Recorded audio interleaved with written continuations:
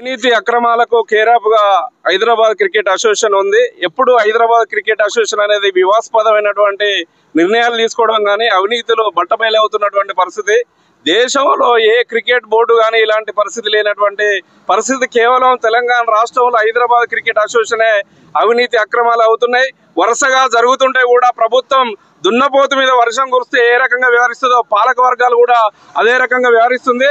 తక్షణమే మంత్రి గారు వాకటి శ్రీహరి గారు మీరు జోక్యం చేసుకొని ఈ అవినీతి అక్రమాలకు పాల్పడినటువంటి బోర్డు సభ్యులతో పాటు ఇక్కడ అధ్యక్షుని కఠినంగా శిక్షించేటట్టు బర్తరాఫ్ చేసేటువంటి విధంగా నిర్ణయాలు తీసుకోవాలని కూడా ఈ సందర్భంగా మేము డిమాండ్ చేస్తున్నాం.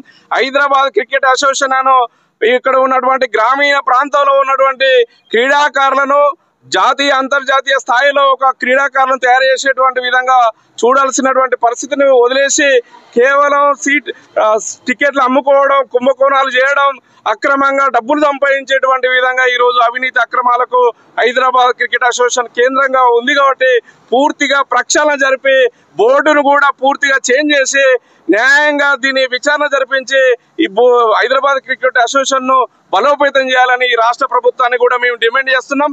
లేకపోతే రేపు భవిష్యత్తులో DYFI విద్యార్థి సంఘాలు, యువజన సంఘాల ఆధ్వర్యంలో మరింత ఉద్యమాన్ని ఉధృతం చేస్తామని కూడా ఈ సందర్భంగా రాష్ట్ర ప్రభుత్వానికి అదేవిధంగా హైదరాబాద్ క్రికెట్ అసోసియేషన్ కూడా మేము హెచ్చరిక జారీ చేస్తున్నాం.